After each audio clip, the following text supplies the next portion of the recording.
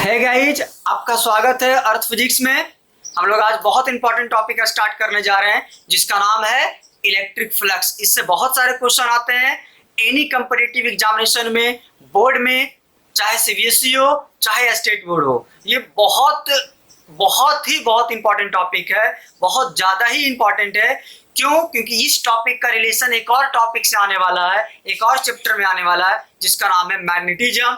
जैसे हम लोग यहाँ पे इलेक्ट्रिक फ्लक्स पढ़ेंगे, सिमिलर वे से हम लोग वहां पे मैग्नेटिक फ्लक्स पढ़ेंगे। क्लियर है गाइस? और हम लोग बेसिक कंसेप्ट के साथ पढ़ेंगे क्योंकि कंसेप्ट ही पावर होता है। क्लियर है? So let us start a very important topic that is called electric flux. तो हम लोग स्टार्ट करते हैं electric flux.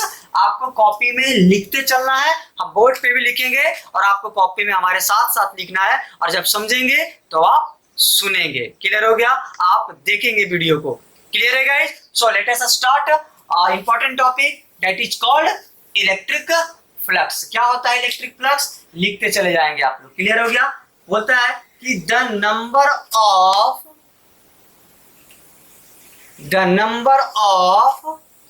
Electric field lines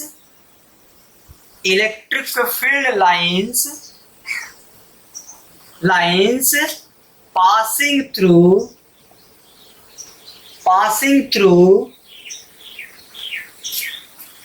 any given surface area is known as electric flux।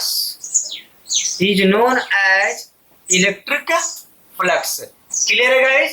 तो ध्यान से देखिए आप, क्या लिखा हुआ है कि the number of electric field lines. क्या लिखा हुआ है कि the number of electric field lines, मतलब यहाँ पे हम क्या चीज की बात कर रहे हैं?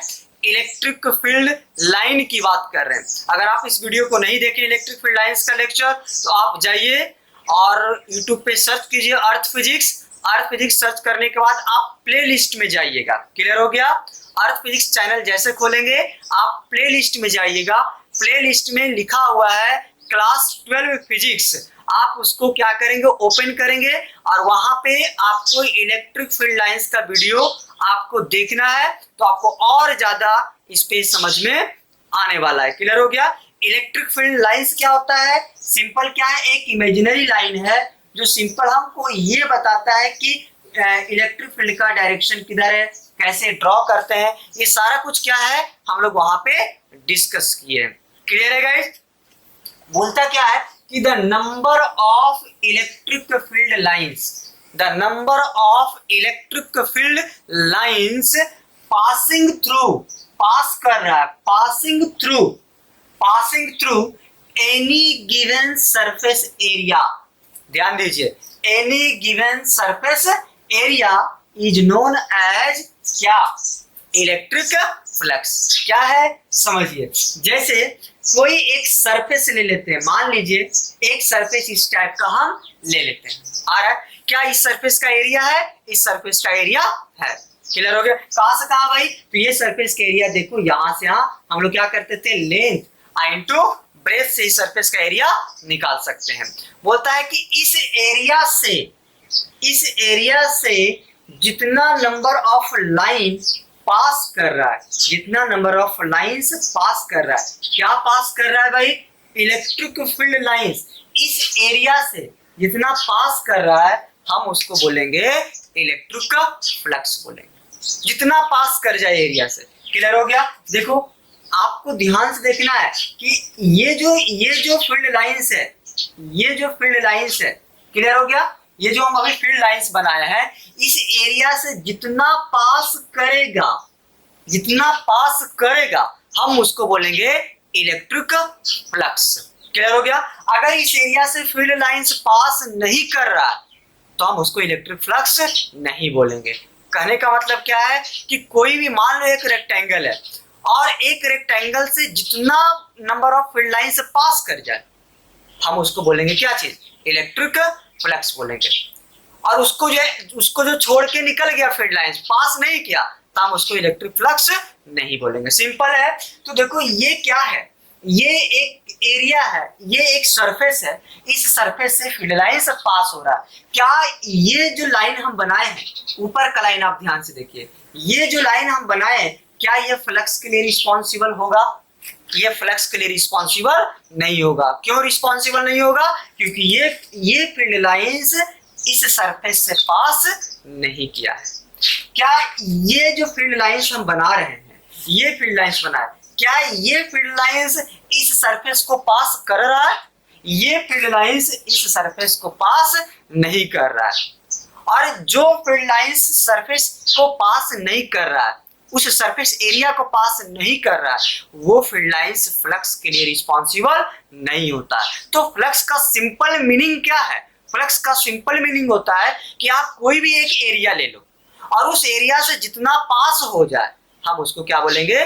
और क्या पास है? Number of electric field lines pass हो जाए तो हम उसको बोलेंगे इलेक्ट्रिक फ्लक्स।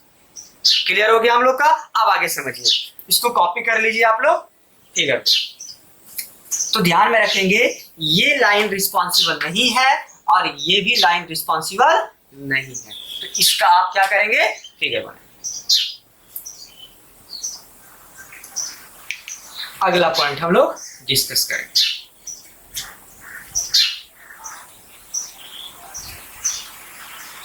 अगला पॉइंट है, ध्यान से देखेंगे अगला point, it is denoted by phi. ध्यान देंगे, सिंबल देखेंगे, it is denoted by phi. ये फाई है। फाई कैसे लिखते हैं देख लो, ये ऐसे लिखना है, जीरो लिख लो और उसको बीच से ऐसे कर देना है। क्लियर है? तो it is denoted by phi. Clear है? आगे देखो, ध्यान से देखो और देखते हैं हम लोग। क्लियर है? अब क्या लिखते हैं हम लोग? Electric flux. इसको नेक्स्ट पॉइंट में हम लोग लिखते हैं। यहां तक हो गया, it is denoted by phi. आगे देखिए, तीसरा पॉइंट हम लोग डिस्कस करेंगे।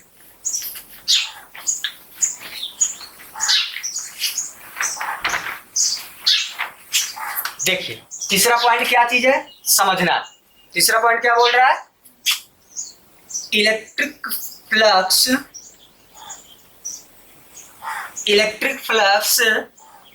पाई through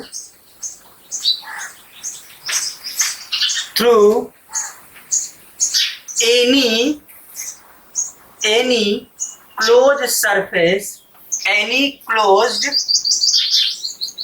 closed surface, any closed of charge q is given by बोलता है फाई बराबर q बाई एप्सिलॉन नॉट। अब ये क्या बोल दिए हम, ध्यान से देखना है। क्या बोल रहा है? Electric flux phi. हम लोग इलेक्ट्रिक फ्लक्स को किससे डिनोट कर दिए? फाई से डिनोट कर दिए। थ्रू एनी क्लोज सरफेस, कोई एक क्लोज सरफेस ले लीजिए, मान लिया ऐसा सरफेस, और इस सरफेस में कोई एक चार्ज ले लो Q। इस सरफेस में हम कोई भी चार्ज ले लिए, Q ले लिए। ये चार्ज मान लो प्लस है। चार्ज क्या ले लिए? प्लस है। आपको पता होगा कि प्लस चार्ज के कारण इलेक्ट्रिक फील्ड आउटवर्ड होता है और माइनस चार्ज के कारण इलेक्ट्रिक फील्ड लाइंस क्या होता है? इनवर्ड होता है। मतलब ये प्लस लाइन, ये प्लस चार्ज के कारण इलेक्ट्रिक फील्ड क्या होगा? क्या ऐसे बाहर निकलना स्टार्ट करेगा? देखो ये बाहर निकल रहा है। क्लियर है कि नहीं? ध्यान से दिख रहा है? अब देखो इस प्लस क्यू के कारण इलेक्ट्रिक फील्ड लाइंस किधर निकल रहा है? बाहर की तरफ निकल रहा है ना, इस तरह से बाहर निकल रहा है। और इलेक्ट्रिक फ्लक्स क्या डिफाइन किए? इलेक्ट्रिक फ्लक्स डिफाइन किए कि जो सरफेस है उस सरफेस से कितना फील्ड लाइंस पास कर रहा है। समझ में आ रहा है कि नहीं आ रहा? उस सरफेस से कितना फील्ड लाइंस निकल रहा है, या तो अंदर की तरफ आएगा या तो बाहर की तरफ जाएगा। दो ही वे से हो सकता है, या तो इनवर्ड इलेक्ट्रिक फील्ड आएगा या तो आउटवर्ड इलेक्ट्रिक फील्ड जाएगा। यहाँ पे इलेक्ट्रिक फील्ड लाइंस कैसा बना रहा है? यहाँ पे इलेक्ट्रिक फील्ड लाइंस कैसा है? तो ये आउटवर्ड की तरफ है। कैसा है? ये आउटवर्ड की तरफ है।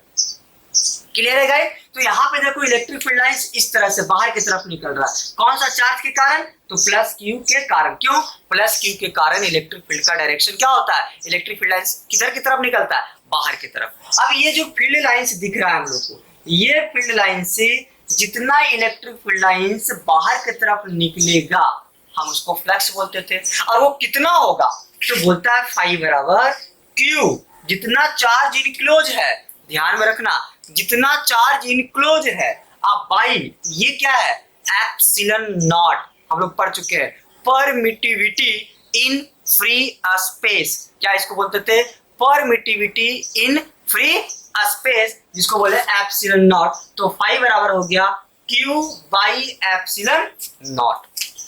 यहां तक क्लियर है गाइस? अब एक क्वेश्चन हम आपसे पूछते हैं कि मान लो ये एक सरफेस है और इस सरफेस में यहाँ पे एक चार्ज है Q1 प्लस Q1, एक चार्ज है प्लस Q2 और एक चार्ज है यहाँ पे आपका प्लस Q3। और आपसे हम क्वेश्चन पूछ दिए कि बताइए इलेक्ट्रिक फ्लक्स के लिए कौन सा चार्ज रिस्पॉन्सिबल है? इलेक्ट्रिक फ्लक्स के लिए कौन सा चार्ज रिस्पॉन्सिबल है? तो क्या करेंगे आप, कैसे करेंगे? तो ध्यान रखना, इलेक्ट्रिक फ्लक्स हमेशा डिफाइन किया गया है क्लोज सरफेस में। इलेक्ट्रिक फ्लक्स कहाँ डिफाइन किया हम लोग? क्लोज सरफेस में। Again I am repeating, electric flux हमेशा क्लोज सरफेस में, और क्लोज सरफेस में जितना चार्ज इंक्लूड होगा, क्लोज सरफेस में जितना चार्ज इंक्लूड होगा वो क्या चीज का कारण बनेगा? इलेक्ट्रिक फ्लक्स का कारण बनेगा। तो यहाँ पे दो चार्ज है, क्लोज सरफेस के अंदर दो चार्ज है, एक है प्लस Q1 और एक है आपका प्लस Q2। क्लियर हो गया? एक चार्ज है प्लस Q1 और एक चार्ज है प्लस Q2। लेकिन Q3 किधर है? Q3 क्लोज सरफेस के बाहर है, और जब क्लोज सरफेस के बाहर है तो वो फ्लक्स का कारण नहीं बनेगा। क्लियर हो गया? इसका मतलब है इस चार्ज के अंदर, ये जो क्लोज सरफेस के अंदर है, ये Q1 चार्ज और Q2 चार्ज ही रिस्पॉन्सिबल होने वाला है इलेक्ट्रिक फ्लक्स के लिए, बट Q3 रिस्पॉन्सिबल नहीं होने वाला। तो हम आपसे पूछिए कितना फ्लक्स होगा, कितना फ्लक्स होगा? तो जो अंदर है उसी को हम लोग को लेना है। तो अंदर कौन सा चार्ज है? एक चार्ज है Q1 प्लस Q1, और बताओ एक चार्ज क्या है? Plus Q2। अब बाई क्या लिखा हुआ है? Epsilon not. क्या लिखा हुआ है? Epsilon not. क्लियर हो गया? तो आप बताओ, अगर हम यहाँ पे ऐसे लिख दे, Q इन लिख दे, ये Q इन का मतलब है इनक्लोज सरफेस। कौन सा surface? Enclosed surface. Enclose surface का मतलब, इनक्लोज सरफेस चार्ज मतलब क्या हो गया कि क्लोज सरफेस के अंदर का चार्ज, हम क्लोज सरफेस के बाहर का चार्ज नहीं लेंगे। क्लियर हो रहा है कि नहीं हो रहा? हम क्लोज सरफेस के बाहर का चार्ज नहीं लेंगे, क्लोज सरफेस के अंदर जितना चार्ज होगा वही फ्लक्स का कारण होगा। तो इस क्लोज सरफेस में कितना चार्ज है? तो प्लस Q1 है और एक कौन सा है? प्लस Q2 है। अब बाई क्या कर देंगे हम लोग? एप्सिलॉन नॉट कर देंगे। क्लियर है गाइस? तो फाई बराबर क्या बना? Q इन लिखेंगे। Q इन से आपको याद रहेगा कि हम लोग को सरफेस में चार्ज कहाँ होना चाहिए? क्लोज सरफेस के अंदर होना चाहिए। क्लियर है? अब चलो एक और हम तो आप लोग को ऐसा क्वेश्चन देते हैं, एक माइनस Q है और एक प्लस Q है, और हम आपसे पूछ दिए फाई कितना होने वाला है, फाई कितना होगा बताओ। और कोई चार्ज ले सकते हैं? हाँ हम लोग ले सकते हैं, ले लो 2Q ले ले, एक प्लस 2Q ले ले, एक और ले लेते हैं हम लोग माइनस 2Q ले लेते हैं। कुछ इतना चार्ज दिया हुआ है ऐसे, आ रहा समझ में? और हम आपसे पूछ दिए कि बताओ इसका टोटल फ्लक्स कितना होगा। तो फाई बराबर क्या होगा? चलो निकाल के देखते हैं हम लोग। सिंपल है, टोटल जितना चार्ज अंदर है हम उसको जोड़ देंगे, तो माइनस Q प्लस 2Q, ध्यान से देखो, फिर क्या है? प्लस Q, फिर क्या है? Minus 2Q। अब बाई क्या है? एप्सिलॉन नॉट है। आप देखो ये सब कैंसिल हो गया, तो फाई कितना आ गया? 0 by epsilon not. 0 by epsilon का मतलब कितना हो गया? 0। मतलब फ्लक्स कितना होगा? 0 होगा। मतलब कोई भी फील्ड लाइंस पास करने वाला कैंसिल हो जाएगा, एक दूसरे के साथ क्या कर देगा? कैंसिल कर देगा। यहां तक समझ में आ गया आपको? तो इसको ध्यान से देखिए, समझिए और कॉपी कीजिए।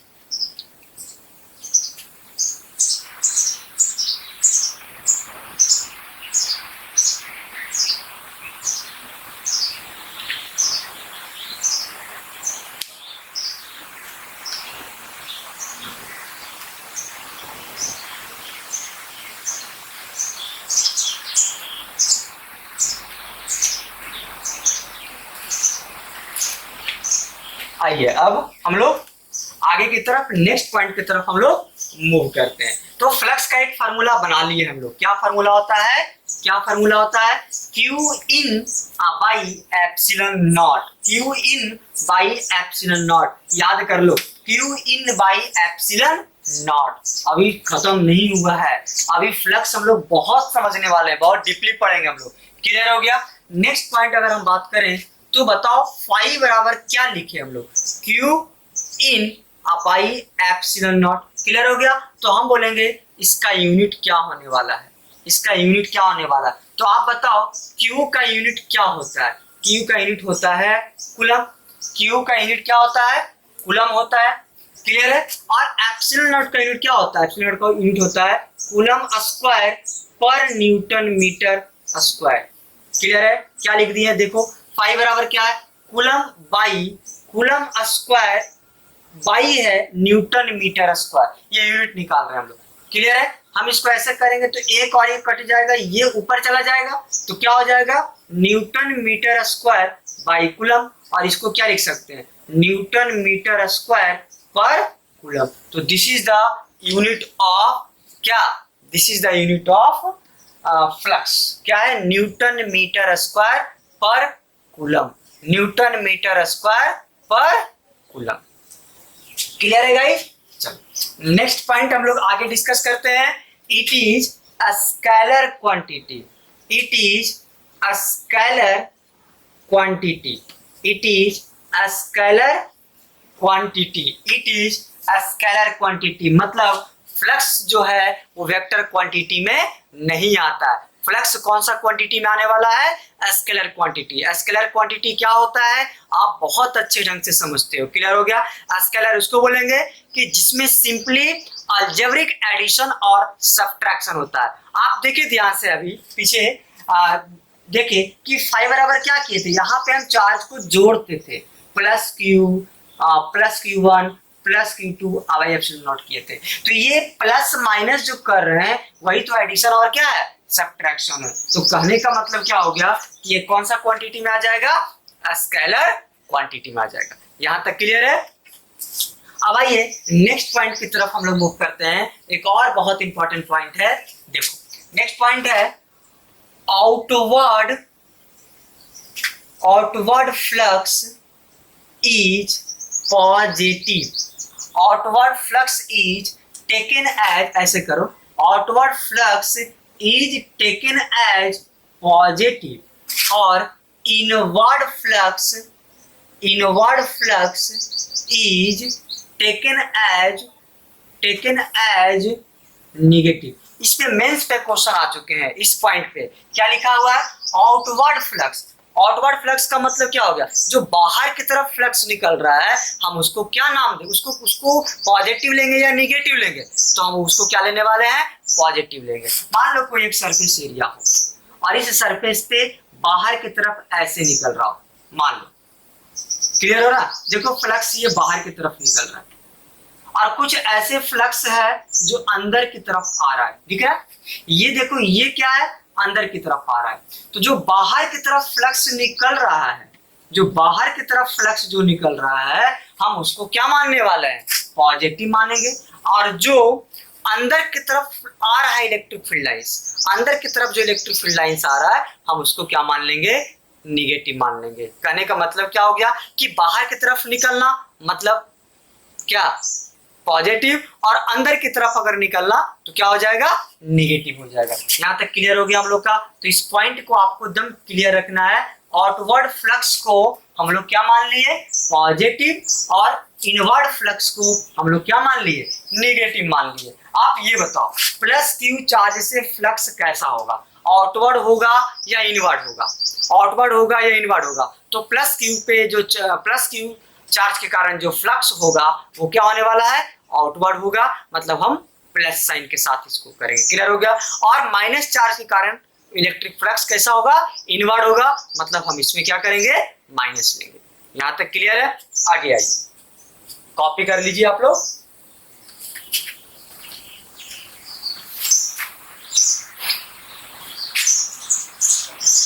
फ्लक्स का फॉर्मूला आपको याद रखना है। फ्लक्स का फॉर्मूला क्या था, Q in by epsilon not.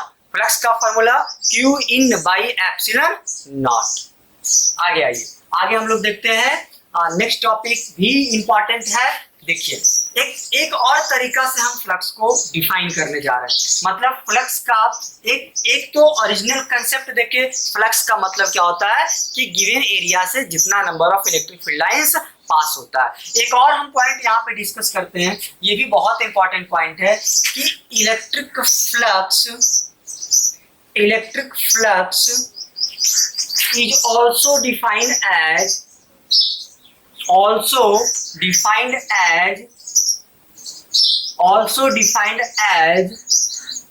the dot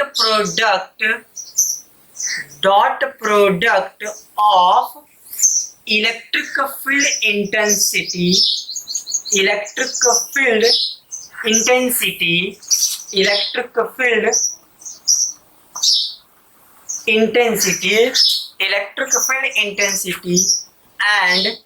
and surface area vector. ध्यान में रखना है, सरफेस एरिया वेक्टर। एरिया यहाँ पे जो हम लेते हैं, जनरली एरिया स्केलर क्वांटिटी होता है, लेकिन जैसे हम फिजिक्स में बात करना स्टार्ट कर देते हैं, और खास करके हम लोग फ्लक्स जब डिफाइन करते हैं, उस समय जो एरिया होता है वो सरफेस के परपेंडिकुलर होता है। क्लियर हो गया। फिर से एक बार हम बोल रहे हैं, इस पॉइंट को ध्यान रखना, ये पॉइंट बहुत इंपॉर्टेंट पॉइंट है। क्या हम बोलने जा रहे हैं कि हम जब भी फ्लक्स को डिफाइन करते हैं तो एरिया लेते हैं। क्लियर हो गया। उस एरिया का एक डायरेक्शन होता है, ध्यान में रखना। उस एरिया जो होता है वो सरफेस का परपेंडिकुलर होना चाहिए। मान लो ये सरफेस है, तो इस सरफेस का एरिया परपेंडिकुलर होना चाहिए। ये समझ में, इस सरफेस का एरिया इधर होने वाला है। ये सरफेस है, तो इस सरफेस का एरिया परपेंडिकुलर होने वाला है। तो ध्यान में रखेंगे, यहाँ पे हम एरिया वेक्टर की बात कर रहे हैं। एरिया वेक्टर मतलब always normal to the surface. Area vector क्या होगा, always normal to the surface. हम हमेशा यही लेने की कोशिश करेंगे। क्लियर हो गया हम लोग का। तो देखो पॉइंट क्या लिखा हुआ है, थोड़ा इसको समझिए। पॉइंट जो लिखा हुआ है, electric flux is also defined as the dot product. Dot product क्यों आया, क्योंकि हम ऑलरेडी अभी जस्ट पहले पॉइंट डिस्कस किए थे कि ये एक स्केलर क्वांटिटी है, और scalar quantity generally dot product होता है ना। वर्क भी डॉट प्रोडक्ट में आता है, तो स्केलर क्वांटिटी है। तो ये डॉट प्रोडक्ट आ रहा है, किसका डॉट प्रोडक्ट है, तो इलेक्ट्रिक फील्ड इंटेंसिटी। तो इलेक्ट्रिक फील्ड इंटेंसिटी क्या लिख दी है, ई लिख दी है। क्लियर हो गया। डॉट की बात किया है, तो डॉट की हम बात करेंगे क्या चीज, सरफेस एरिया वेक्टर, जिसको हम किससे डिनोट करेंगे, एस से डिनोट करेंगे। एस से डिनोट करेंगे, मैक्सिमम बुक में एक्स एस से डिनोट किया गया है। सो 5 बराबर क्या है, ई डॉट एस। 5 बराबर क्या है, ई डॉट एस। ये क्या है, इलेक्ट्रिक फील्ड। ई क्या है, इलेक्ट्रिक फील्ड। और एस क्या है, सरफेस एरिया वेक्टर, जो ऑलवेज सरफेस के परपेंडिकुलर होगा। ऑलवेज सरफेस के परपेंडिकुलर होगा। तो this is the vector quantity and this is also vector quantity, but ये डॉट आ गया इसलिए स्केलर हो गया। क्लियर है ना, समझ में आ रहा ना। तो ये एस क्या होगा, surface area vector, always perpendicular to the surface. तो 5 बराबर क्या है, E dot S. E for electric field intensity, dot S क्या है, तो एस है सरफेस एरिया वेक्टर। क्लियर हो गया। अगर हम इस फार्मूला को थोड़ा सा और मॉडिफाई करें, अगर इसको डिफाई कर दें, हम स्मॉल फ्लक्स अगर लेना चाहते हैं, तो यहाँ पे हम क्या लिख सकते हैं, यहाँ पे क्या लिख सकते हैं, अच्छा चलो इसको ऐसे लिख सकते हैं। एक और पहले ये कर लेते हैं। 5 बराबर क्या लिख सकते हैं, इस डॉट को हटाते हैं तो क्या देते हैं, डॉट को हटाते हैं तो क्या देते हैं, तो डॉट को हटाएंगे तो ई एस, और डॉट के जगह पे क्या आ जाएगा, कॉस थीटा आ जाएगा। मतलब फ्लक्स का ध्यान देते जाओगे, एक फ्लक्स का और फॉर्मूला बना था क्या चीज, Q by epsilon not, Qn by epsilon not. यहाँ पे फ्लक्स का एक और फॉर्मूला बना क्या चीज, ES cos theta, ES cos theta. Clear है, या E डॉट S। अब आगे देखो, हम इसको ऐसे लिखे डी फाई बराबर यहां से लिखो तो लिख सकते हो क्या चीज, ई कांस्टेंट रहेगा, ई जनरली कांस्टेंट होता है, ई वेरिएबल जनरली नहीं होता है। तो डी फाई ई और एस तो क्या हो जाएगा, सरफेस एरिया S1 लेना चाह रहे हैं तो ई डॉट डी एस, ई डॉट डी एस क्या बना, समझ में आ रहा है ना। डी फाई बराबर क्या है, E dot d S, d phi बराबर क्या है, ई डॉट डी एस। अब देखो हम फाई निकालना चाहते हैं तो फाई निकालने के लिए क्या करना होगा, इस डी फाई को इंटीग्रेट करना होगा। डी फाई को इंटीग्रेट करें तो डी फाई को इंटीग्रेट करें तो इधर भी इंटीग्रेशन करना होगा, ई डॉट डी एस। क्लियर हो गया कि नहीं होगा, ई डॉट डी एस। तो मतलब फाई बराबर ये, क्लियर है ना, तो ध्यान में रखते जाओगे, है ना। अब फाई निकालने के लिए क्या करना होगा, इंटीग्रेट करना होगा। तो हम इसको इंटीग्रेट कर दिए तो इधर भी इंटीग्रेट कर दिए। यहां तक क्लियर है। इसका मतलब है कि फाई बराबर क्या हो जाएगा, integration E dot d S. But हम यहाँ पे एक सिंबल देते हैं, यस ये देखो, ये गोला का एक सिंबल दिए, ये क्या इंडिकेट करता है कि flux only defined for close surface, flux only defined for close surface. ये जो सर्कल इंडिकेट कर रहा है इंटीग्रेशन में, ये जो सर्कल इंडिकेट कर रहा है, सर्कल क्या इंडिकेट कर रहा है, जो सर्कल इंडिकेट लिख देते हैं यहाँ पे, सर्कल इंडिकेट दी क्लोज सरफेस, क्लोज्ड सरफेस। तो सर्कल इंडिकेट क्या कर रहा है, क्लोज सरफेस इंडिकेट कर रहा है। क्लियर है गाइस, क्या इंडिकेट कर रहा है, क्लोज सरफेस इंडिकेट कर रहा है। क्लियर है। सो आई थिंक आपको ये समझ में आया होगा। आपको रटना क्या है, आपको रटना क्या है, हम बोलते हैं इस फार्मूला को आपको ध्यान में रख लेना है। क्लियर हो गया, इस फार्मूला को आपको ध्यान में रख लेना है और इस फार्मूला को आपको क्या करेंगे, ध्यान में रख लेंगे। डॉट आपको हटाने आएगा तो cos थीटा तो देने आता ही आता है, तो इसमें तो कोई शक नहीं है। क्लियर है गाइस। सो आप लोग इसको कॉपी कीजिए।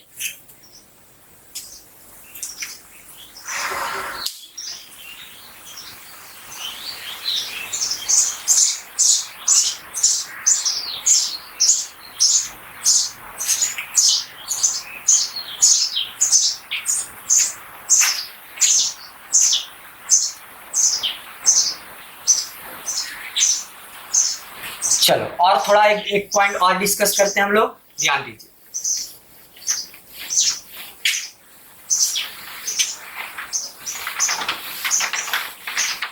तो अगर हम इसको ऐसे करें, ध्यान से देखो, तो हम फाई बराबर क्या लिख सकते हैं, क्लोज सरफेस में ई डॉट डी एस, क्या इतना बराबर Q in by epsilon not लिख सकते कि नहीं लिख सकते, समझ में आ रहा है। और इस थ्योरम, इसको हम बोलते हैं गॉस थ्योरम, जो हम लोग आगे नेक्स्ट लेक्चर जो होगा उसमें हम लोग इसको पढ़ने वाले हैं। क्लियर हो गया। लेकिन फिलहाल फाई बराबर क्या होगा, इंटीग्रेशन ओवर क्लोज सरफेस। हम कैसे पढ़ते हैं, फाई बराबर क्या पढ़े, इंटीग्रेशन ओवर क्लोज सरफेस। हम लोग इंटीग्रेशन कहाँ करना चाह रहे हैं, क्लोज सरफेस में। किसका करना चाह रहे हैं, तो इलेक्ट्रिक फील्ड इंटेंसिटी और किसका, ds, मतलब सरफेस एरिया वेक्टर का करना चाह रहे हैं। बराबर और क्या लिख सकते हैं, q in by epsilon not.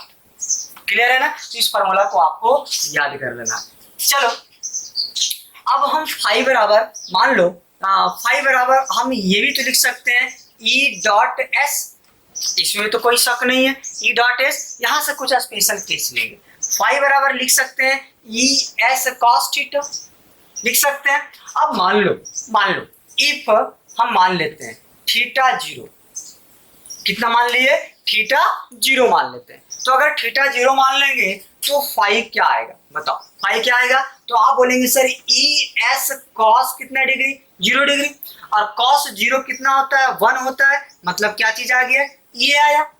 Clear हो गया। ये का मतलब ये कौन सा फ्लक्स हो गया, ये मैक्सिमम है, मतलब इससे ज्यादा फ्लक्स जनरेट नहीं होने वाला। क्लियर हो गया? ये कैसे? मैक्सिमम फ्लक्स कब होगा? मैक्सिमम फ्लक्स कब होगा? जब थीटा 0 होगा। मैक्सिमम फ्लक्स कब होगा? जब थीटा 0 होगा। और कितना होगा? तो आप बोलेंगे ई ए। कितना होगा? ई ए। समझ में आ रहा है ना हम लोग का? कैसे निकाले? इफ थीटा इक्वल टू 0, तो थीटा इक्वल टू 0 मतलब फाई बराबर ई एस कॉस 0 डिग्री। और कॉस 0 का वैल्यू कितना होता है? 1 होता है। हम क्या लिख सकते हैं? आपको ये लिख सकते हैं। और ये कितना फ्लक्स है? तो ये मैक्सिमम फ्लक्स है। क्लियर हो गया? मैक्सिमम फ्लक्स कब होगा? जब एंगल 0 होगा। या हम इसको एक और पॉइंट लिख सकते हैं यहां से। क्लियर है ना? यहां से एक और पॉइंट लिख सकते हैं, डेट इज करके लिखना है। डेट इज करके लिख सकते हैं electric field lines. Electric field की बात करें, electric field is normal to the area. Normal to the area. ये क्या बात किया? पॉइंट में समझना। क्लियर हो गया? जैसे मान लो कोई एक सरफेस है, मान लो ऐसा सरफेस है। क्लियर है? और ये सरफेस है, इस सरफेस का एरिया किधर होगा? सरफेस के परपेंडिकुलर। एरिया किधर होता है? सरफेस के परपेंडिकुलर। और कोई फ्लक्स जो है वो ऐसे पास कर रहा है, ये फ्लक्स पास कर रहा है मान लो, तो ये फ्लक्स इसके ही अलाउंग होना चाहिए। समझ में आ रहा है? क्लियर है? तो क्या लिखा हुआ? इलेक्ट्रिक फील्ड इसी नॉर्मल एरिया में ही होना चाहिए। इसी नॉर्मल एरिया में होना चाहिए, तो एंगल कितना हो जाएगा? 0 हो जाएगा। क्लियर हो गया? और इसलिए हम लिखे एंगल 0। तो इस पॉइंट को आपको याद रखना है कि electric field is normal to the area. Area के नॉर्मल ही इलेक्ट्रिक फील्ड होना चाहिए, मतलब एंगल 0। तो आपको इसको नहीं समझ लेना है कि 90 डिग्री है, वो नहीं है। यहाँ पे कंसेप्ट थोड़ा सा अलग है। वो कंसेप्ट अलग क्या बोलता है कि सरफेस जो एरिया वेक्टर है वो परपेंडिकुलर है, और इलेक्ट्रिक फील्ड लाइंस उसके अलोंग हो जाए। तो इलेक्ट्रिक फील्ड समझ में आ रहा है ना? इलेक्ट्रिक फील्ड उसके नॉर्मल, मतलब नॉर्मल होने का मतलब परपेंडिकुलर हो जाए उस एरिया के नॉर्मल। तो एरिया तो ऑलरेडी नॉर्मल है, उसी में होना चाहिए। क्लियर है कि नहीं हम लोग का? तो हम वहां पे एंगल कितना ले लेंगे? 0 ले लेंगे। यहां तक समझ में आया आपको गाइस? अब आगे देखते हैं। क्लियर है? नेक्स्ट देखते हैं हम लोग। कॉपी कर लो।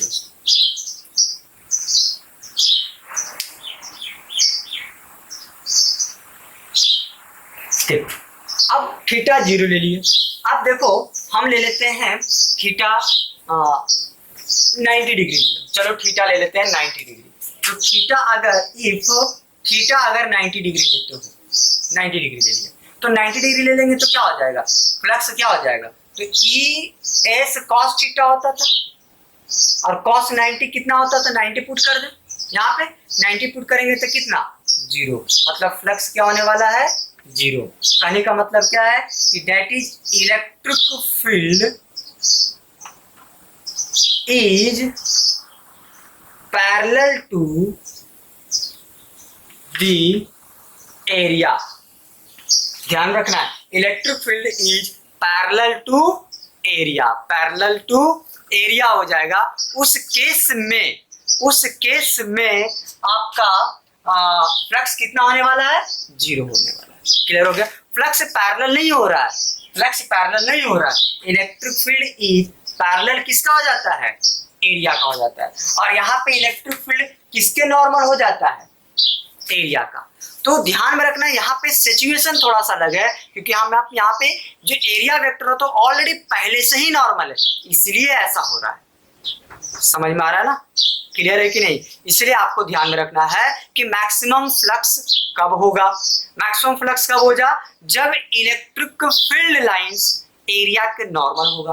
पॉइंट याद रखना। मिनिमम कब होगा? 0 कब होगा? जब इलेक्ट्रिक फील्ड पैरेलल हो जाएगा किसका? एरिया का। और एरिया ऑलरेडी नॉर्मल होता है। किसका नॉर्मल होता है? सरफेस के नॉर्मल। नॉर्मल मींस होता है परपेंडिकुलर, इसलिए ऐसा होता है। क्लियर है? क्लियर समझ में आया? तो ध्यान में रखना है। तो इफ थीटा 0 तो फाई कितना हो जाएगा? फ्लक्स 0 हो गया।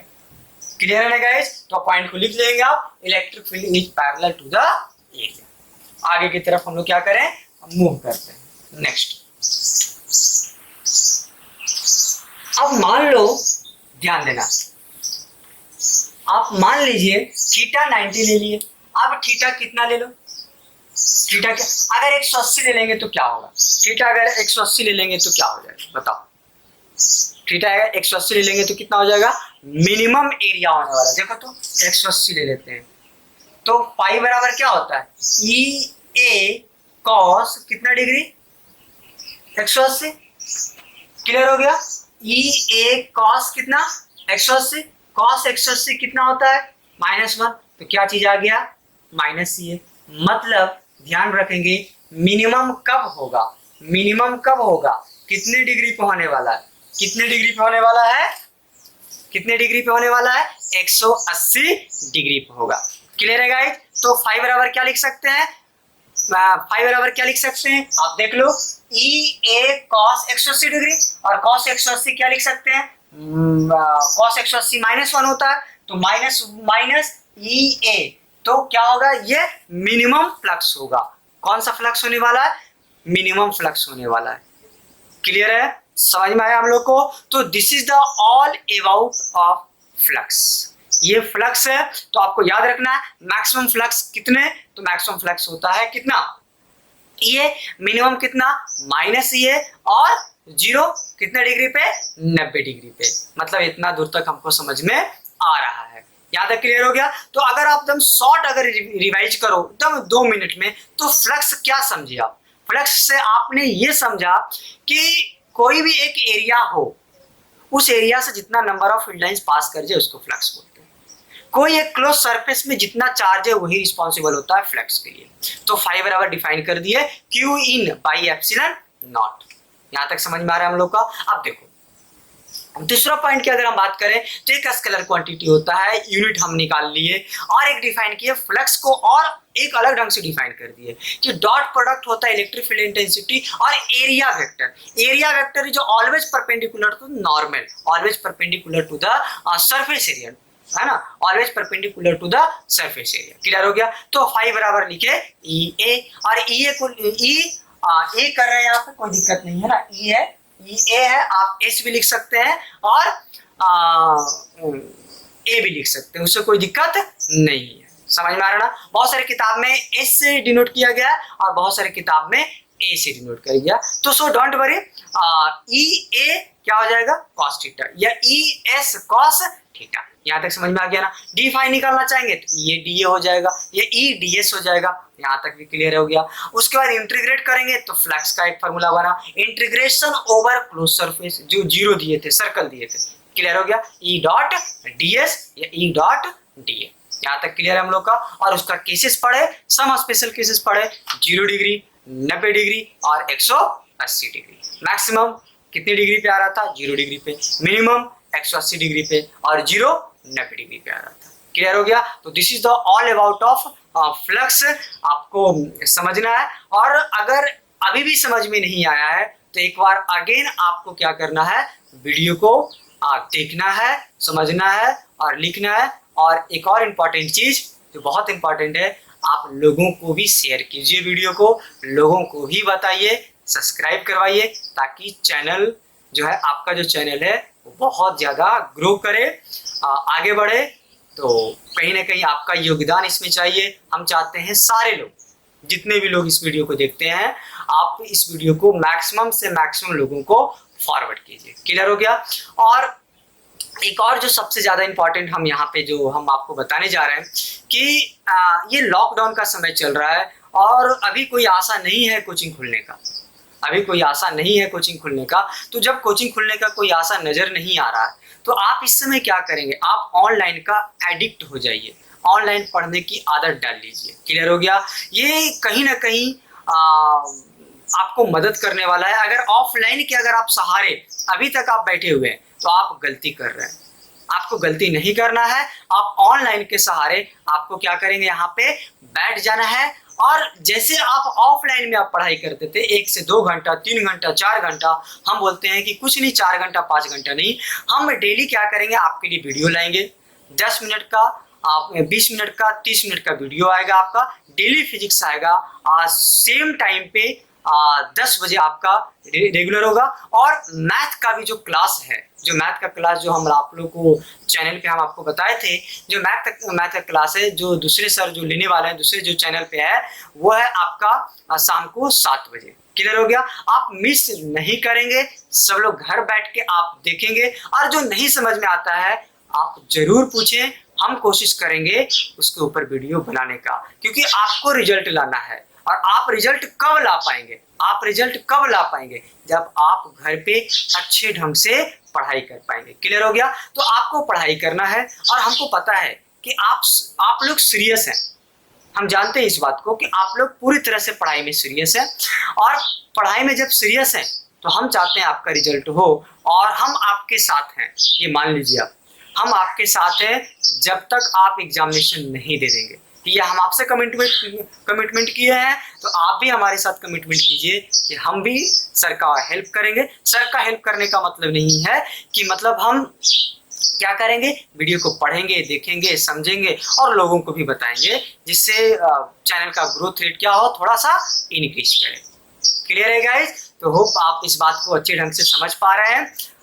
तब तक के लिए आप पढ़ते रहिए, हंसते रहिए, खेलते रहिए, मुस्कुराते रहिए, और बाय बाय, टेक केयर।